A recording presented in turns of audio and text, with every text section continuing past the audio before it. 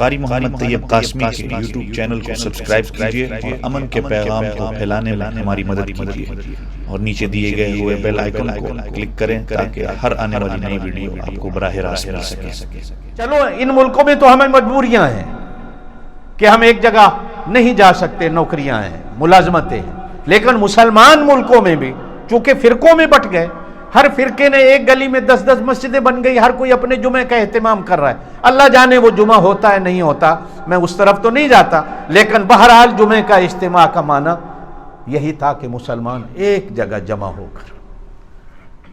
یہ حج کو بھی اسی لیے کہا گیا کہ ایک جگہ جمع ہو کر مسلمان حج میں اللہ کی بندگی کرتا ہے، جس کو یوم عرفات کہا جاتا ہے۔ اور حضور نے بھی فرمایا کہ حج صرف عرفات کا نام ہے، کہ عرفات میں حاجی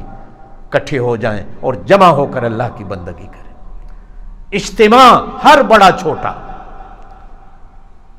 یہ جو جمعے کی دوسری اذان ہے یہ نبی پاک صلی اللہ علیہ وسلم کے زمانے میں نہیں تھی، ایک ہی اذان تھی۔ جناب صدیق اکبر کے زمانہ خلافت میں بھی ایک ہی اذان تھی، سیدنا فاروق اعظم رضی اللہ تعالیٰ عنہ کے زمانہ خلافت میں بھی ایک اذان تھی، حضرت عثمان غنی رضی اللہ تعالیٰ عنہ کے زمانہ میں یہ دوسری اذان شروع ہوئی کہ 2 اذانیں کہی جائیں، اس لیے کہ ایک ہی اذان ہوتی تھی تو مزدور جو کپڑے پہن کر مزدوری کر رہا ہے، ہل چلا رہا ہے، ذمہ دارا کر رہا ہے، انہی کپڑوں میں بھاگا ہوا جب اذان ہو گئی تو ہر چیز کو چھوڑنا پڑتا تھا، کاروبار کو، نوکری کو، ملازمت کو، جمعے کے لیے پہنچنا ہے، وہ بیچارے بھاگے ہوئے آتے تھے، کسی کو نہانا بھی نصیب ہوتا تھا، کسی کو نہیں ہوتا تھا، تو مکے کی گرمی، مدینے کی گرمی، پسینے کی بدبو کپڑوں سے اٹھتی تھی، تو صحابہ کرام چونکہ حدیث میں ہے کہ جہاں بدبو ہو وہاں اللہ کے فرشتے بھاگ جاتے، تو جمعے کی نماز میں بھی اگر مسجد میں فرشتے نہ ہوں تو اس اجتماع کا فائدہ کیا ہے؟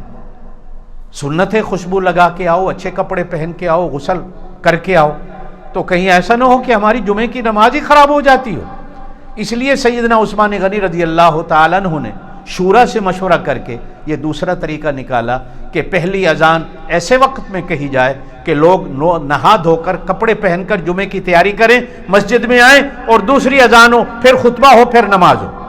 تاکہ ہماری مسجدیں طہارت کا مرکز، صفائی کا مرکز اور خوشبو کا مرکز رہے،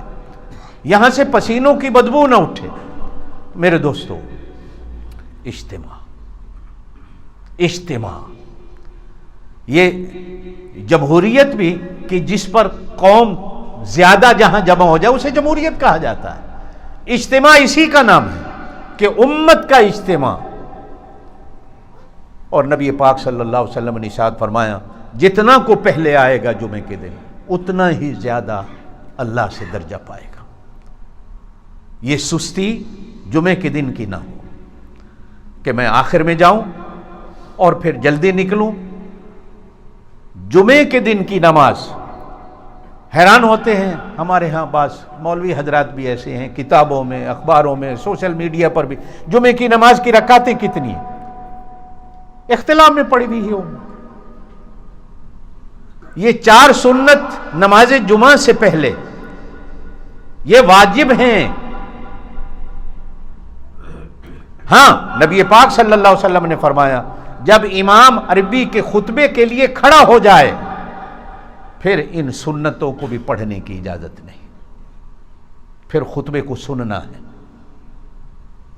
ظہر کی نماز کے 4 رکعت فرض ہوتے ہیں، جمعے میں 2 ہوتے ہیں، فرمایا وہ 2 رکعتیں خطبہ 2 سننے کی وجہ سے معاف ہو جاتی، اس لیے جمعے کی نماز کی 2 رکعتیں فرض رکھی گئی ہیں، 2 خطبے کے سننے کے بدلے میں 2 معاف ہو گئی، اس لیے خطبے کو سننا ہے۔ اگلی بات، آپ جاتے ہوں گے، اللہ آپ کو مکے مدینے میں بھی لے جائے، کئی جگہ رواج ہے جب امام دوسرے خطبے میں دعا کرتا ہے تو لوگ زور زور سے آمین کہتے ہیں۔ نماز میں زور سے آمین کہنا جائز نہیں ہے ہمارے ہاں، تو خطبہ نماز کی جگہ پہ ہے، اس میں بھی اونچی آواز میں آمین نہیں کہنا، بلکہ خطبے میں ہاتھ اٹھا کر بھی دعا کرنا ہماری فقہ حنفی میں نہیں ہے، اس لیے کہ جس طرح نماز میں ہاتھ اٹھا کر دعا کرنا جائز نہیں، یہ بھی جائز نہیں، دل میں کہیں آمین۔ درود شریف امام صاحب خطبے میں پڑھتا ہے تو آپ نے بھی درود پڑھنا ہے، لیکن آپ حضرات اس درود کو دل میں پڑھیں، آواز سے نہیں پڑھنا، اس لیے کہ آواز سے پڑھنا نماز کے اندر، نماز میں درود آپ آہستہ پڑھتے ہو، آواز سے نہیں پڑھتے ہو، تو یہ خطبہ بھی 2 رکعتوں کی جگہ پہ ہے، تو خطبے کے دوران بھی وہ جو درود شریف پڑھنا ہے وہ آہستہ پڑھنا، خطبے کے وقت باتیں نہیں کرنا، جس طرح نماز میں باتیں جائز نہیں، حتیٰ کہ حضور نے فرمایا اگر کوئی 2 بندے باتیں کر رہے ہیں اور تیسرا ان کو روکے، یہ بھی گنہگار ہوگا، روکنا بھی منع ہے، کہ روکنے والے کو کس نے اجازت دی تو بول کر ان کو روک رہا ہے، اس لیے خطبے کے دوران کسی قسم کی دنیاوی گفتگو، خطبے کے دوران قرآن کی تلاوت، خطبے کے دوران زور سے درود شریف پڑھنا، خطبے کے دوران زور سے آمین کہنا بھی نہیں، یہ 2 رکعتوں کی جگہ ہو جاتی۔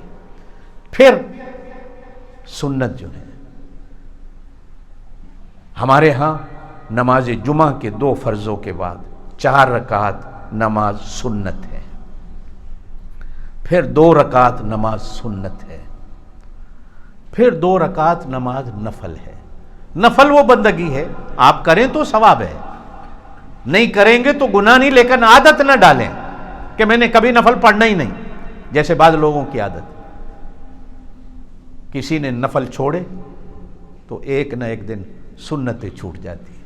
پھر سنتیں چھوٹتی ہیں تو پھر فرض چھوٹ جاتے ہیں۔ میرے دوستو، جمعے کے دن کا اس شان سے اہتمام کریں کہ جنت میں اسی شان سے اللہ پاک آپ کو اپنا دیدار نصیب فرمائے۔ پہلی صفوں میں اہتمام سے بیٹھا کرو، پہلی صفوں میں جمع ہوا کرو، پچھلی صفوں میں بیٹھنا، یہ آتے ہیں کوئی دیواروں کے ساتھ ٹیک لگا کر بیٹھ جاتا ہے، اس کا منہ ادھر ہوتا ہے، کسی کا منہ ادھر ہوتا ہے، نماز میں کعبے کی طرف منہ رکھتے ہیں، مسجد میں آؤ کعبے کی طرف منہ کر کے بیٹھو، کوئی بیمار اور مریض ہے تو ٹھیک ہے وہ دیوار سے ٹیک لگائے، لیکن نوجوان تندرست آدمی دیواروں کے ساتھ ٹیک لگا کر بیٹھ جائیں تو مسجدیں جمعے کی نماز اس چیز کے لیے نہیں ہوتی کہ ہاں بیمار بندہ ہے وہ کرسی پہ بیٹھا ہے نماز پڑھ رہا ہے، مجبور ہے، مجبوری کی حالت میں تو اجازت ہے، لیکن نوجوان تندرست آدمی، ٹھیک ٹھاک آدمی دیواروں کے ساتھ ٹیک لگا کر بیٹھے اور کرسیوں پر آ کر بیٹھے، یہ چیز اس کے لیے مناسب نہیں۔ جمعے کا اہتمام شان سے کیا کریں، اس لیے کہ جمعے کے دن مسلمان کے لیے عید کا دن ہوتا ہے۔ قرآن نے کہا یا ایھا الذین آمنوا، اے ایمان والو، اذا نودی للصلاۃ من یوم الجمعہ، جب جمعے کے دن تمہیں نماز کے لیے بلایا جائے، فاسعوا، دوڑو، الی ذکر اللہ، نماز کی طرف، وذروا البیع، خرید و فروخت چھوڑ دو، ذالکم خیر لکم، یہ تمہارے لیے بہترین ہے، ان کنتم تعلمون، اگر تم جان لو۔ فَإِذَا قُضِيَتِ الصَّلَاةُ، جب نماز ادا کر لو، فَانْتَشِرُوا فِي الْأَرْضِ، پھر زمین میں پھیل جاؤ، وَابْتَغُوا مِنْ فَضْلِ اللَّهِ، اللہ کے فضل کو تلاش کرو، اللہ کا فضل تمہیں پہلے سے بھی 70 درجے زیادہ ملے گا۔